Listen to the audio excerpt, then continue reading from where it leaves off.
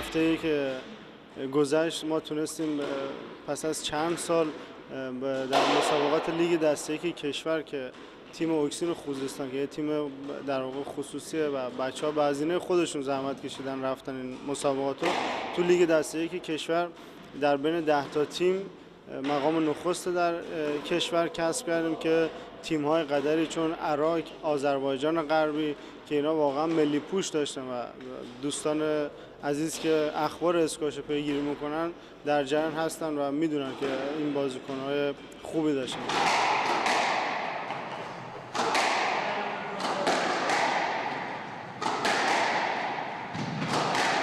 الورز نکویان هستم، کاپیتان تیم اکسین خوزستان. 2 سال پیش بود که ما به همراه سایر بچه‌های استان خوزستان تونستیم که در لیگ برتر اسکواش کشور مقام سوم کسب کنیم.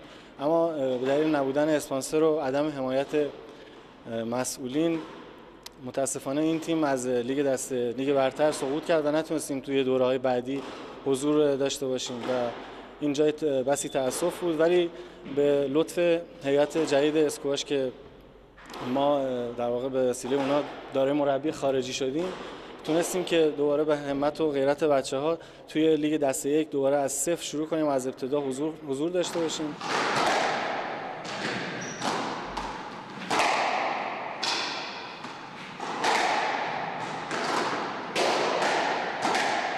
نادر قاسمی هستم، عضو تیم اکسین خوزستان. فرزان ایپور هستم، 15 سالمه. الان در ردستانی زیر 17 سال در تیم ملی فعالیت میکنم.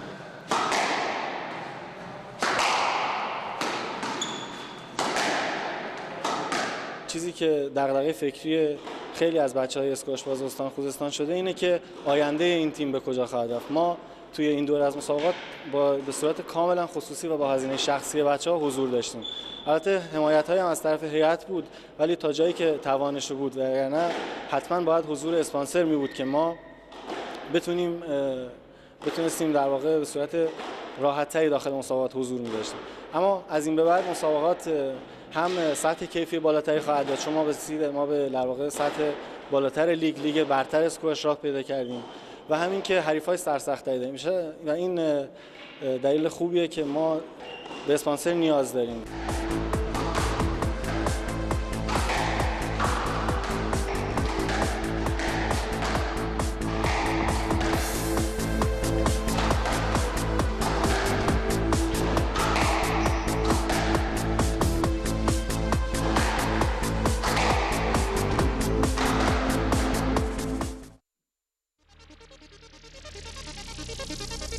خب گزارش رو دیدیم، تیم اسکواش استان خوزستان بود که به هر حال در مسابقات دسته یک قهرمان کشور شد و یه سری مشکلات داشتن که حالا ان شاءالله در ادامه برنامه خواهیم پرداخت هم به مسائل و مشکلات این تیم و هم به تیم‌های دیگر لیگ برتر.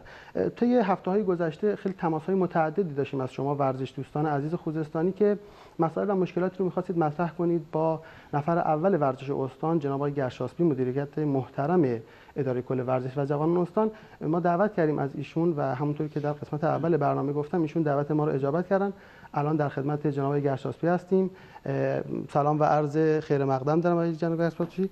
بفرمایید صحبتتون رو در ابتدا با بینندگان عزیزم. بسم الله الرحمن الرحیم. منم عرض سلام و ادب دارم خدمت بینندگان عزیز، هم استانی‌های عزیزم و کلیه خوزستانی‌های عزیزی که در اقصا نقاط کشور دارن این برنامه خوب رویدادهای ورزش رو مشاهده میکنن. عرض کنم خدمتتون خب با حضور ما این سالن اسکواش واقعا یه وضعیت خیلی نابسامانی داشت. بچه‌ها دیگه به اون شکل تمرین نمی‌کردن که اومدیم این رو با حالت استاندارد بازسازی کردیم و در اختیار عزیزان قرار دادیم و واقعا تشکر میکنم. این عزیزان هم خوب برنامه‌ریزی کردن. آقای ملاوزه رئیس هیئتمون با اتفاق همکارانشون برنامه‌ریزی خوبی انصافا داشتن که تیم رو بلافاصله آوردن در لیگ یک قهرمان کردن و الان هم بایستی در لیگ برتر حضور پیدا بکنن که ما دنبال اسپانسر برای این عزیزان هستیم. اما خب خواهش من اینه که مدیران استان عزیزمون، مدیرانی که تیم‌هایی رو تحت پوشش ندارن، بالاخره اینا جوانای استان هستن و هنر و وظیفه ما اینه که برنامه‌ریزی بکنیم، تیم‌هامون رو توسعه بدیم. همونطوری که از بعد به ورود من حدود 80 تیم در لیگ‌های کشور بود، الان به 161 تیم ارتقا پیدا کردن، بازم این تیم بیاد میشن 162 تیم در لیگ ها و اگه کمکی به ما نکنن ما قطعا نمیتونیم پاسخگوی خیلی عظیم مشتاقان و استعدادهای خوب ورزشکاران خوزستانی باشیم. بله، حالا این مطلبی رو که شما فرمودید خب کاملا اشراف دارید به این قضیه. این گله و درخواست از بسیاری از تیم‌ها و رشته‌های مختلف ورزشی هست.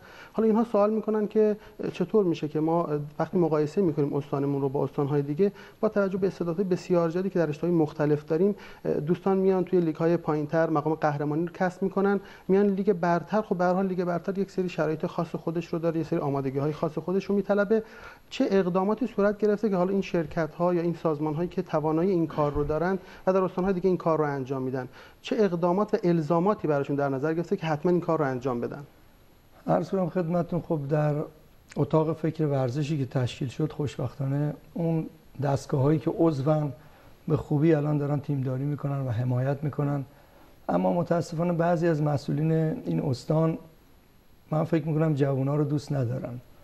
والله این همه استعداد، این همه علاقه‌مندی و چطوری با این همه سازمان عریض و طویل یکی دو تیم رو نمیبرن تحت پوشش. فکر میکنن به این شکل خودشون رو راحت کردن و دردسری مثلا نداشته باشن، در حالی که بالاخره همه ما فردای قیامت باید جوابگوی این نوجوان و جوانای عزیز باشیم. چرا همه ما دغدغه معتاد شدن این جوانا رو داریم، انحراف کشیدن این جوانا رو داریم و بایستی در عمل این رو به اثبات برسونیم و نشون بدیم که جوانا رو دوست داریم. اگه این شرکت‌ها، کارخانجات، این ادارات بزرگ نیان دست ما رو نگیرن، قطعا ما نمیتونیم. ما بالاخره تلاش میکنیم، برنامه‌ریزی میکنیم و این تیم‌ها رو میاریم بالا، اما وقتی بردیم بالا دیگه باید کمک ما بکنن.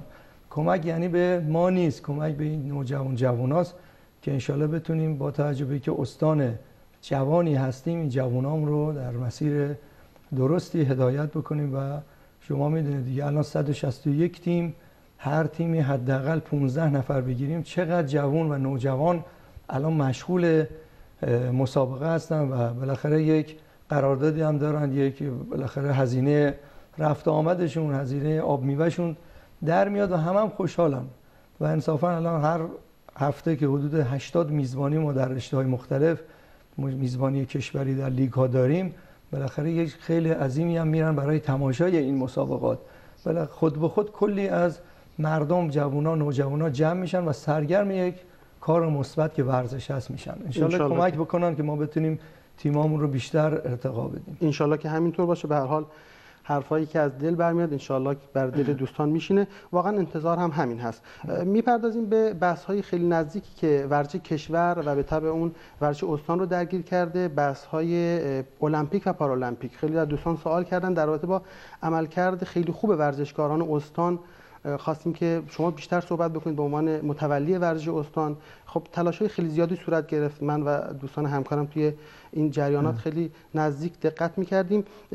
ورزشکاران المپیکی حالا کشور خوش درخشیدن، به تبع اون استان ما هم خیلی خوب بودن. الان هم که بازی‌های پارالمپیک در جریان هست و از عملکرد بچه‌ها بگید چطور بوده، آیا راضی هستید؟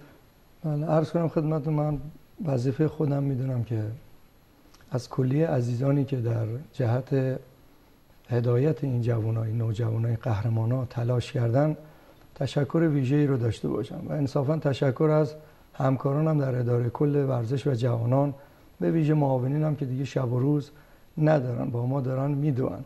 ما امروز آبادان بودیم برای یک مراسمی و انشالله فردا صبح زود میریم به استقبال عبدالرضا جوکار عزیزمون که مدال نقره پارالمپیک رو به دست آورد و پرچمدار جمهوری اسلامی بود، افتخاری بود برای خوزستان.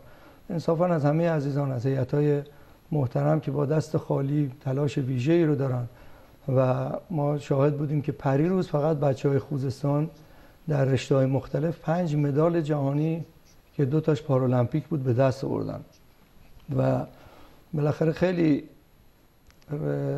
مقام هایی که به دست آوردیم برای اولین بار بوده در تاریخ ورزش خوزستان. مدال عزیز ما نصیر شلال عزیز برای اولین بار در طول تاریخ ورزش خوزستان ما مدال المپیکی به دست آوردیم که الحمدلله این طلسم شکست و قطعا در 2016 با امید خدا ما مدال‌های بیشتری رو به دست جناب خواهیم آورد. گرچاسبی، همونجور که حالا فکر می‌کنم شما با من هم عقیده هستید، ما سعید عبدولی رو هم قهرمان طلایی المپیک می‌دونیم. مثل تمام مردم ایران با اون اتفاقاتی که افتاد و اون ناداوری که صورت گرفت، واقعا جا داره ایشون رو هم قهرمان طلایی المپیک بدونیم. قطعا همینطوری هست. من به نمایندگی از جامعه ورزش استان خوزستان عزیزان که در اردوهای تهران به سر می‌بردن، با توجه به اینکه ماه مبارک رمضان بود، بنده به نمایندگی از همه حضور پیدا کردم سر تمریناتشون و المپیکیا رو یک شب در تهران، جای شما هم خالی بود، در یک رستوران دور هم جمع شدیم، اونجا یک شامی رو صرف کردن و یک هدیه ناقابلی هم اونجا، پول تو جیبی هم در اختیار این المپیکیامون قرار دادیم که به سلامتی رفتن در المپیک، مسابقات المپیک. همینطور برای پارالمپیکیای عزیزمون 3 نفرشون در اردوی کردان کرج بودن که باز رفتیم اونجا در خدمت